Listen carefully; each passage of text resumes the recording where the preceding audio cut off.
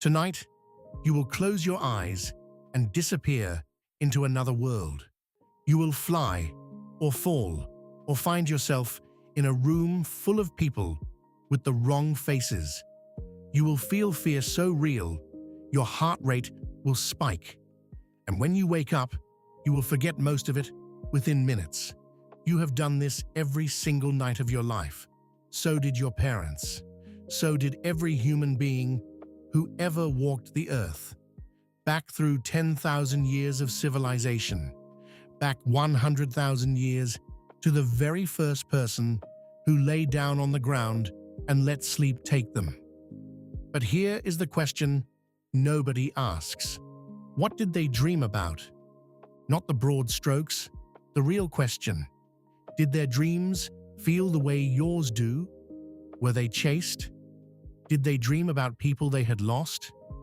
Did their minds do the same strange, uncontrollable, almost cinematic thing that yours does right now? The answer is almost certainly yes, and the reasons why tell you something unsettling about what your brain actually is. For most of human history, nobody knew what dreaming was. Dreams were messages from gods. Dreams were visits from the dead. The ancient Egyptians built temples dedicated to dream incubation, places where priests would sleep on sacred ground and wait for divine revelation. Cultures separated by oceans and centuries all arrived at the same interpretation independently. Dreams were not random. Dreams were sent. It took until 1953 for science to look inside the sleeping brain and see what was actually happening. A graduate student named Eugene Asarinsky was watching a sleeping infant in a Chicago lab when he noticed the child's eyes moving rapidly beneath their closed lids. He connected electrodes to a sleeping adult and captured the same pattern. Rapid eye movement, REM sleep. When you enter REM sleep, your brain becomes almost as active as it is when you are fully awake. Your visual cortex fires. Your amygdala, the part of the brain that processes fear and emotion, fires even harder than it does during waking life. Your body is chemically paralyzed, so you cannot act out what you are experiencing. But your mind is running at full speed, building an entire world. This is not a modern quirk. This is ancient machinery. Every mammal on Earth shows signs of REM sleep. Rats in sleep labs twitch their whiskers and move their legs in patterns, almost certainly reliving the maze they ran that day. Sleeping dogs whimper and paddle their paws. The mechanism that produces your dreams is not something evolution invented recently. It was running in skulls that existed before the first human ancestor ever stood upright. So when a Homo sapiens lay down 70,000 years ago on the African savanna, their brain entered REM sleep. Their amygdala fired. Their visual cortex generated images. They dreamed. Researcher Kelly Bulkley has spent decades studying dream content across cultures and history. His work, alongside anthropologists studying hunter-gatherer societies, paints a strikingly consistent picture. Dreams across all cultures cluster around a small number of themes: being chased, falling, flying, being unprepared for something important, reunions with the dead, landscapes that feel familiar but wrong in some unnameable way. You know every one of those themes. They visited your grandparents. They almost certainly visited the person who painted animals on the walls of Lascaux Cave 30,000 years ago, lying in the dark afterward, heart still pounding. There is a reason the themes are so consistent. Your brain is not dreaming randomly. It is running a simulation. Antti Revonsuo at the University of Turku proposed what he calls the threat simulation theory of dreaming.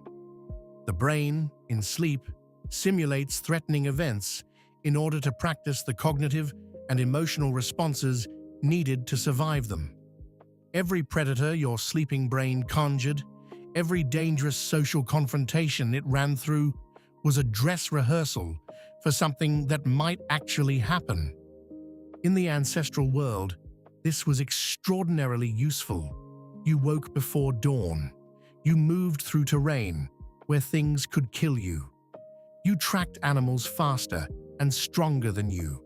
You navigated social relationships where being rejected from the group meant death. Your dreams at night reflected that world. The chase was real because the lion was real. The falling was real because height was a genuine cause of death. And yet here you are, living in a temperature-controlled room, food in the next room, no predators. And you are still having the same dreams, still being chased by something you cannot see, still falling, still walking into a room full of people who are all waiting for something you forgot to prepare. The ancient machinery is still running. It is just aimed at the wrong world. There is one more thing worth knowing, something that changes how you think about the people who came before you. Ancient humans did not sleep the way you sleep. A study by Jerome Siegel at UCLA examined the sleep patterns of 3 hunter-gatherer societies still living traditional lifestyles: the Hadza in Tanzania, the San in Namibia, the Tsimane in Bolivia. None of them slept in one long, uninterrupted block. They slept in 2 segments, waking for an hour or more in the middle of the night before sleeping again. Historian Roger Ekirch has documented through centuries of records that this same 2-sleep pattern was universal in pre-industrial Europe. People called the period between first and second sleep the watch. They used it to pray, to think, to talk quietly to one another, to process their dreams while the images were still vivid. They talked about their dreams. They analyzed them together. Every culture that ever existed was doing something that looks almost exactly like what a modern therapist calls dream journaling. The ancient human lying awake between sleeps, turning over the images from the first sleep, was doing something your brain still wants to do, something you override every night with a phone screen or a second alarm. You carry all of this with you. Every night when you close your eyes, the oldest part of your brain activates systems that have been running for hundreds of millions of years. It runs its simulations. It rehearses its threats. It processes the grief and the fear and the longing that built up during the day.